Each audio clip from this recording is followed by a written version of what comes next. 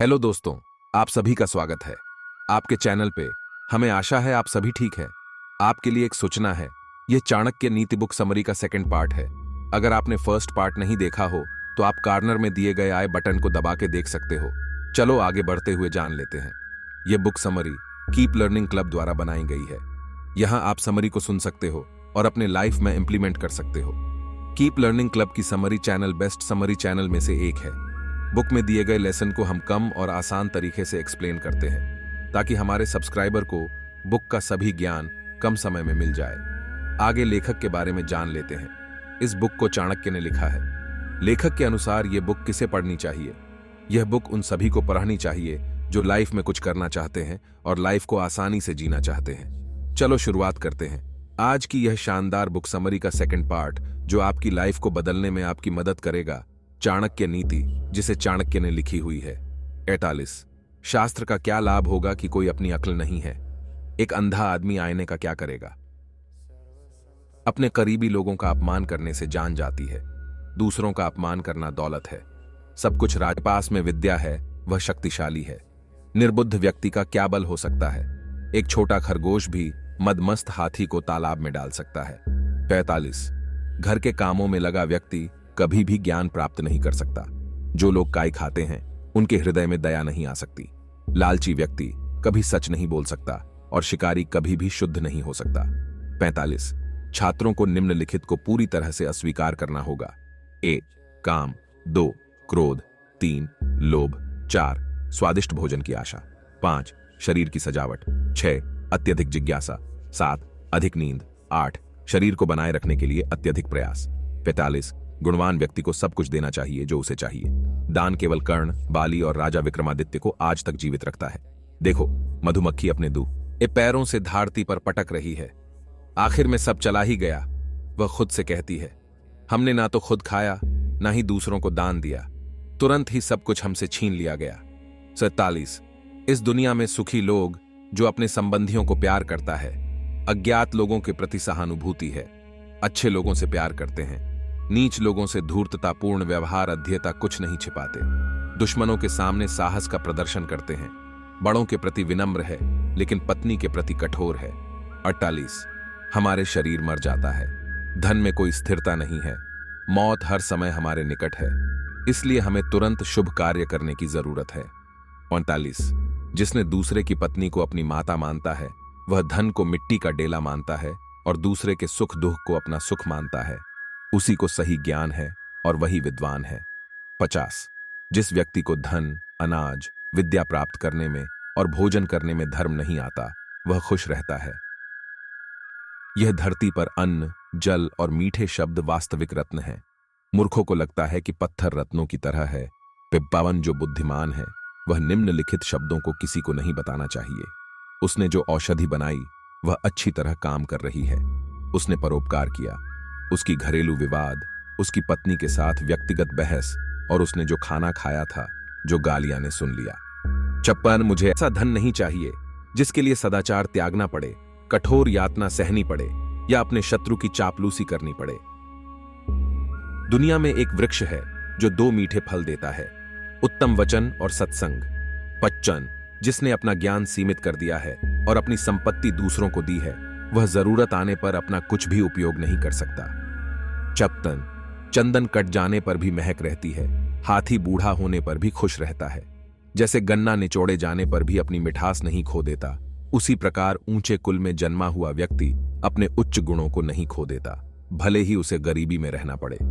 56 हम तप करके वह दूर, असंभव और हमारी पहुंच से बाहर दिखने वाली चीज भी हासिल कर सकते हैं, तपस्या से अधिक कुछ नहीं। 58 वह इंद्र के राज्य में कैसे प्रसन्न होगा? जिसकी पत्नी सदाचारी और प्रेमपूर्ण है, जिसके पास में संपत्ति है, जो पुत्र ईमानदार और उत्तम है, जिसको अपने पुत्र द्वारा पौत्र हुए पुख्तानस। वह व्यक्ति दुनिया में काबिल माना जा सकता है जो गुणों से रहित है लेकिन लोगों की प्रशंसा करता है। लेकिन जो आदमी खुद की ही डींगे हाँकता है वह अपने आप को दूसरे की नजरों में गिराता है, भले ही वह स्वर्ग का राजा इंद्र हो। 60 मुझे ऐसा धन नहीं चाहिए जिसके लिए सदाचार त्यागना पड़े, कठोर यातना सहनी पड़े या अपने शत्रु की चापलूसी करनी पड़े। मीठे शब्द हर जीव को प्रसन्न करते हैं। इसलिए हम सबसे मधुर शब्द बोलेंगे। मीठे शब्दों की कमी नहीं है। दुनिया में एक वृक्ष है जो 2 मीठे फल देता है, उत्तम वचन और सत्संग। 66 दरिद्रता, दुहक और बंधुआई ये सभी मनुष्य द्वारा किए गए पापों के परिणाम हैं। 64 तेल से पानी, मैंने कमीने से कहा।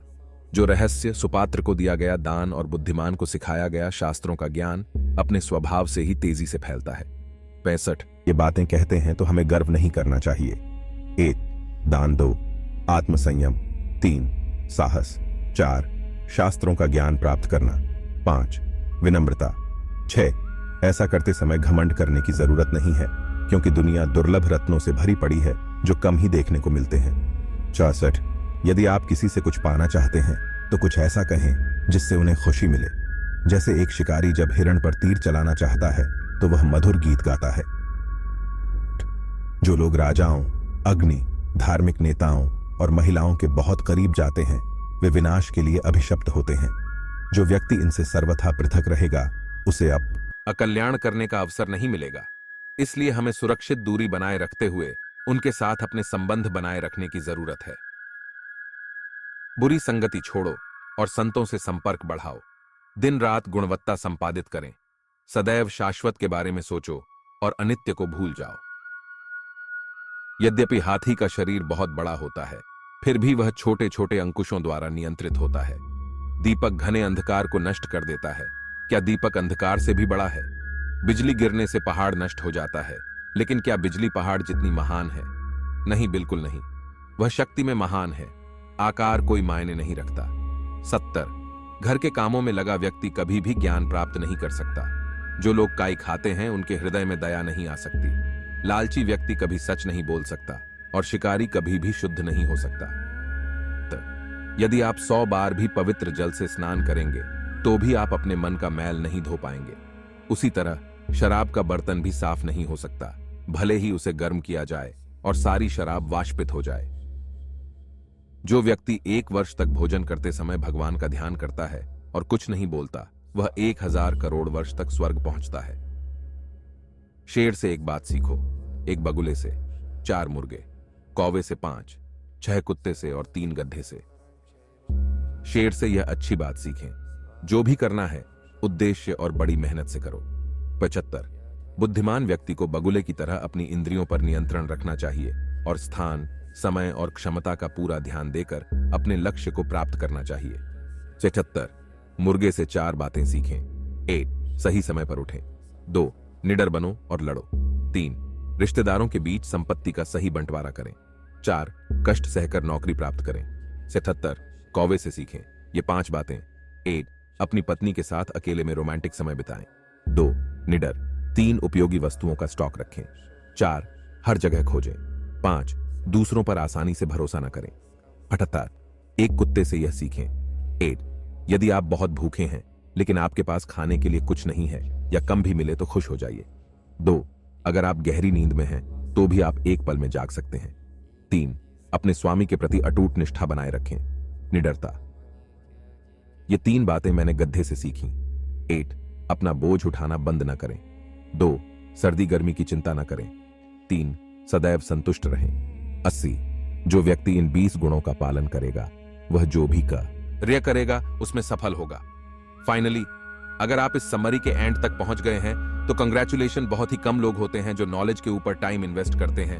वान आप कहीं और भी तो टाइम वेस्ट कर सकते थे। आशा है कि आप आज सीखे हुए चाणक्य नीति को अपनाकर एक बेहतरीन लाइफ जियोगे। इसकी शुरुआत आप आज से ही इस चैनल को सब्सक्राइब करके कर सकते हो। आपका हर सब्सक्राइब हमें मोटिवेट करता है ताकि हम आपके लिए ऐसी बुक समरी बनाते रहे।